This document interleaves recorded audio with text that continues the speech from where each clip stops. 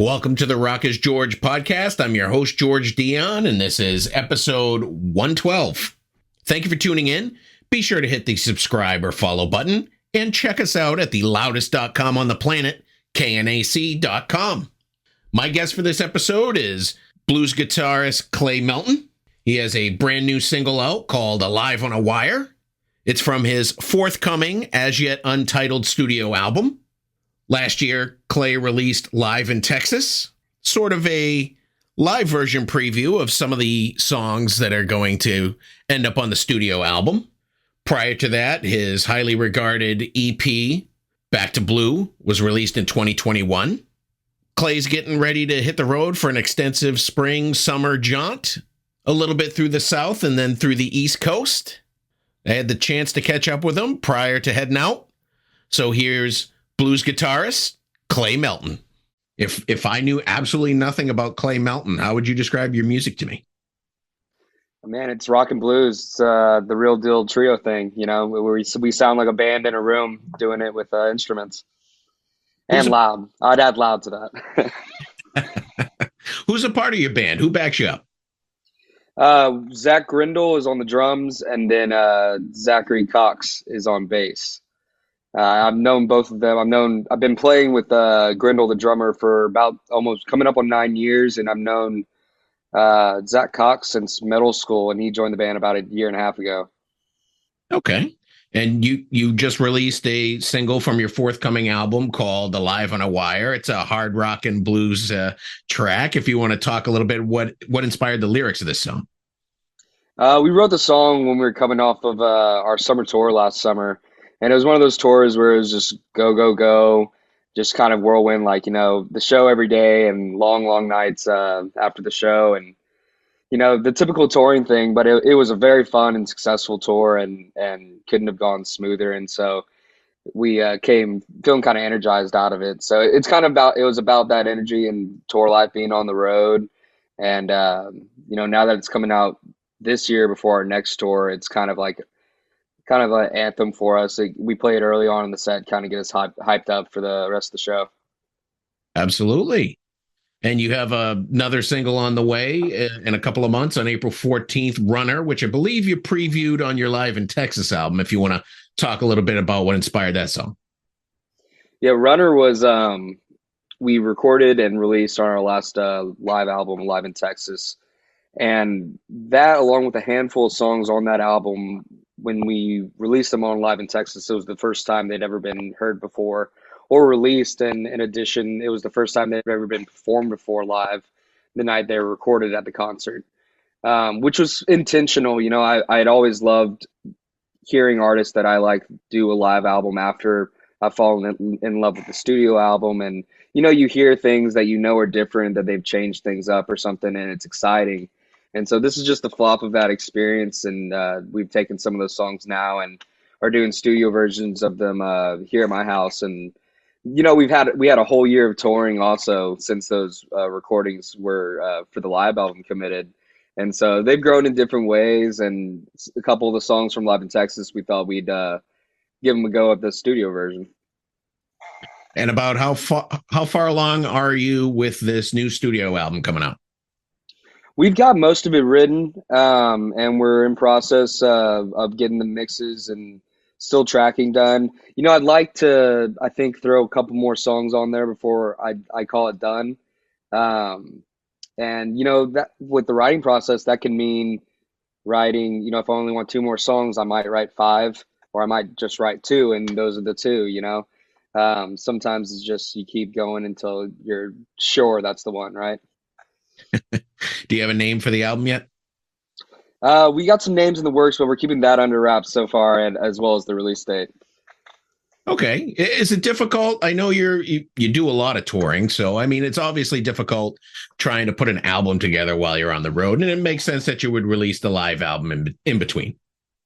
Yeah, the live album was kind of to the effect, you know, we were ready to get back on the road after the pandemic and things had started to, you know, pick back up. And so it saves a lot. I mean, whenever you record the concert in one night, you know, that's a whole different thing. You have a lot of time to mix, and we focused on touring because, you know, that's a way different than a studio album where who knows how long you'll be tracking. So this year it is very much whenever we're not on the road, we're in the studio and finishing this album. And by studio, I mean my living room. We're doing this whole album ourselves and then mixing it with who mixed live in Texas, as well as a couple of our tracks for Texas Cyclone. His name's Sebastian Cure. And I met him working in Austin, but he's from Colombia originally and moved back down there during the pandemic. So we're doing everything online and he's just killer. Your music is released through Watchtower Entertainment. Is that your label or is that somebody else that you use for distribution? No, that's ours. We're independent, unsigned, as far as labels go, and at this point, it's working for us. But we thought we'd put together a little company to to release things through, and hopefully, eventually, in the long term future, we'd love to produce and bring on other artists. Obviously, financially, you have some restrictions as an independent artist. A lot of people putting their releases on vinyl. I noticed you don't have any vinyl yet, but are you planning on it maybe for the next album? I believe definitely for the next album. We ran out. We did vinyl for Burn the Ships, our very first album, and it sold very well. It sold out, and so yeah, no, we'd definitely love to do it. Our last album being live and it being kind of a let's get back out on the road. We just didn't end up doing vinyl because of turnaround times. Can be tricky. There's still not a lot of plants duplicating these vinyl records, but for this upcoming album, we'll definitely have it available. Great. Are you a vinyl fan yourself? I am. If I could pan over a little, I got a whole shelf of all kinds of stuff. This house belonged to my grandparents. And they've since passed, but they had a huge record collection here with a lot of great, like 50s vocal groups and Texas country and all kinds of stuff. Even though you're independent, I notice you're working with Grammy Award-winning studio people for your live album. You had Malcolm Harper. He's a multi-Grammy winner. How do you get in contact with people like that? I mean, obviously, this is said all the time. The people is how things come together that you would never think would happen, right? We met Danny Jones, who produced Black to Blue, our last studio EP. Through a friend of ours and publicist here in Houston, John in Houston, PR is his title.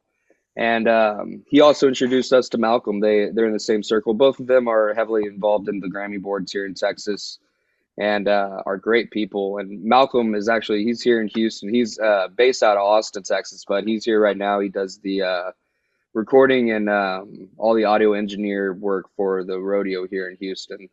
And so he's a busy man, and he recorded live in Texas, and just it's killer to work with. Whenever you work with people who have been doing it that long, and the accolades speak for their experience, it's a different level of how seamless things can be, rather than the DIY approach on a lot of things where you're wearing 12 different hats.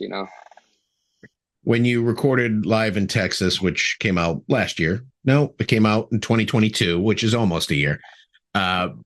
Was your intention just to record one show and that's it? Or was there just a possibility of doing multiple shows and then just picking the best performances? We intended to do the one show.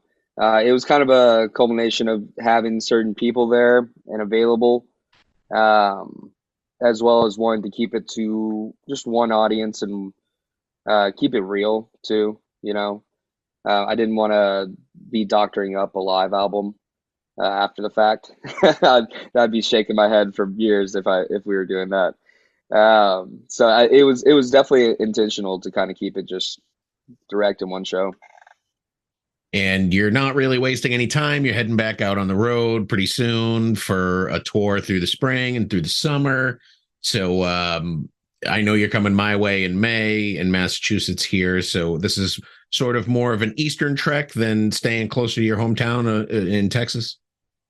Yeah, we're kicking off April. Technically, our kickoff is coming up this week in Houston at Do-Si Do. It's our second annual Clay and Friends concerts, which is the first one was where Live in Texas was recorded. We had Searle Tuna, Cool and the Gang coming up, Evelyn Rubio from here in Houston. And so this year we have a different guest, but it's kicking off this Thursday. But April 23rd is where we first leave town, and we're at the Baton Rouge Blues Fest, and then everything else is on the East Coast, Virginia, Massachusetts. We have 3 or 4 dates in. We're playing Daryl's Club up in New York, so if you're up in that area, grab some tickets. I'll probably catch you in Cape Cod when you get to West Yarmouth. The other places are way out west, where you up in Amherst and stuff like that. That's like a 2-hour ride. But Yeah, yeah. have you ever played Daryl's house before? I've heard good things. No, I loved the TV show. Yeah, Um, and so I'm a little psyched personally to just check it out. I've never been up to Pauling either, and so we're excited about that. great. Um, you recently opened up for Grand Funk Railroad, and you've played with Robert Cray and Chris Daughtry and Night Ranger and all these big bands. Do you ever get a little starstruck or fanboy? Sure. I mean, at the very worst, if I'm feeling like that, then I try not to to bother anybody, right? But sometimes you're like, oh man, you want to ask them all these questions. I'm a music nerd at heart, so it is hard sometimes. And I saw that you played out in California with at the Whiskey A Go Go with Paul Gilbert, who is quite the different guitar player than you are. But I would imagine that you guys had to have traded conversations there. He's a super nice guy, and his trio was extremely tight. I mean, they really, yeah, they tore the roof off that thing. I love his guitar tone just sings. Your guitar influences are Billy Gibbons of ZZ Top and Stevie Ray Vaughan, and they lean towards the rock side of blues. Had you ever had an opportunity to meet either one of these gentlemen? Well, probably not Uh, Stevie Ray Vaughan. Probably not yeah, Stevie. unfortunately not. I haven't met Billy Gibbons either yet either. I'd really love to. Really love to. I've seen ZZ Top, but I would love to just see him talk about guitar and have a conversation with him. You were born in Louisiana and you grew up in Texas. You've been performing since you were 13 years old. Did you perform professionally, or were you just, doing like little performances as you do when you start up a band as a kid? Prior to at 13, 14, we actually were getting some opening gigs and things like that at clubs. But prior to that, I was playing there's a lot of, there's a rich blues history here in Houston. The Blues Society here is very active, and there were a lot of mentors at open jams where I was playing and stuff. And, my dad would have to accompany me to the bars for them to let me in, and thankfully he did. And so that's where I got a lot of early experience. And Do Do, actually, funny enough, here in Houston, is a great room. It's a cool, like 300-year-old barn. They moved down in pieces from somewhere in the Delta, and acoustically, it's beautiful. But Steve Syed there was one of the first cats to give me a chance as a kid to open for some bands and play a ticketed show. Great. Have you always played the same guitar and used the same rig since you started out? Have you been loyal to that, or have you found that as you get older, you favored another brand? The guitar has stayed true. The rig has changed a million times, as the search for tone never ends. I'm pretty happy right now. I mean, there's a million. I know I'm going to keep trying things. I'm very happy with what I'm doing right now. But my main guitar has always been a Strat. I didn't have this Strat when I first started. I had like a more of a knockoff Strat, um, and then eventually graduated to a Fender Stratocaster. And it has some mods and stuff like that, but it's the same piece of wood. I think Fender Stratocaster is probably the go-to blues guitar as it is with everyone. Yeah, I mean, there's nothing handles like a Strat to me. It just kind of you can kind of manhandle it. You can play delicately as well. It's very responsive. It doesn't lie to you either. And I have other types of guitars, some humbuckers and Gibsons and um, I have Epiphone ES 339 that I'm really fond of that do those other things. But whenever it comes to playing our set live, my Strat can kind of do everything I want a guitar to do within, the sounds that we're doing. Are you a self-taught guitarist, or did you take lessons? I took about a year and a half of lessons when I started and got through the fundamentals and stuff. And then very quickly picked up playing with my friend Kyle Tomchesson, who's now our tour manager. He played the drums, I played guitar, and I'd ride over on my bike with an amp balanced on the bars, after school, and we play in the garage every day. And playing with people was the experiences when I first started that really, I think, taught me most lessons. And all your kind of training and practice kind of combines, and you start to learn at a kind of an accelerated rate just because of the instant lessons you get in a jamming environment, playing with other people, having to pay attention to not just one thing yourself. Absolutely. Do you do anything else in the music field, like maybe behind the scenes or studio session work or anything like that? Yeah, I love doing studio work. One, because it can be a role that you never know what kind of session you're coming into.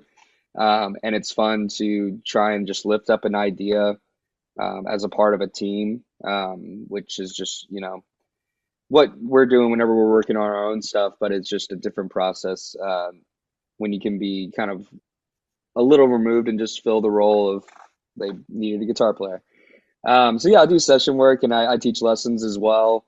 This year it's going to be so busy on the road that we're mostly going to be touring or recording, and which is I'm grateful and very happy for. It's the position I've wanted to be in for most of my life, and so we're excited to be out on the road. So when you go out on the road on these longer treks, are you able to kind of take in the sights in the major cities and states that you go to, or is there just no time for that? There sometimes there is, I mean, as you'd assume and know, it's a lot of parking lots, um, and it's a lot of hurry up and wait. But that's also, I mean, whenever we do get to take in anything that's local, it's one of my favorite parts of touring. I love to travel in the first place, and so even if it's just something small that we have time to go and do as a group, it's great for everybody's mindset and morale as well. Getting out and just doing something, especially in nature, whenever we're somewhere pretty, um, it's good for the group. Since you have your own label to put out your own material, have you ever thought about putting out other artists' material?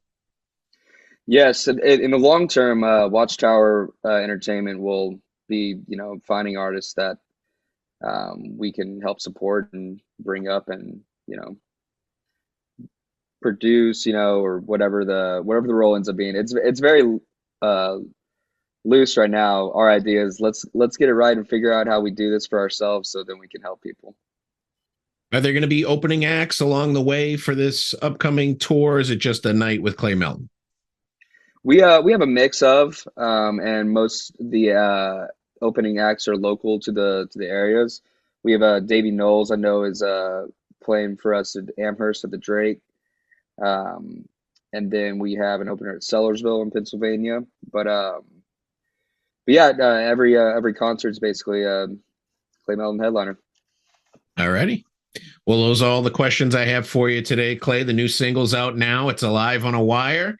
And you got Runner on the way in April, and the full album to be announced soon. Yeah, it's coming this year for sure.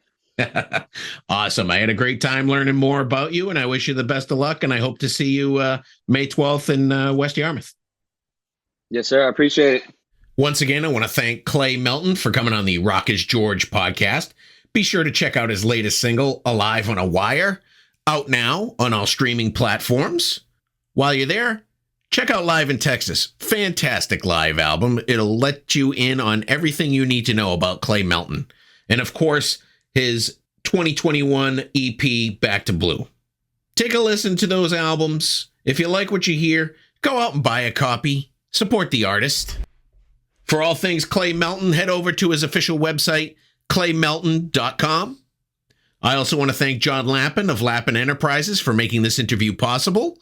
You've been great. I've been George Dionne. I'll see you again soon.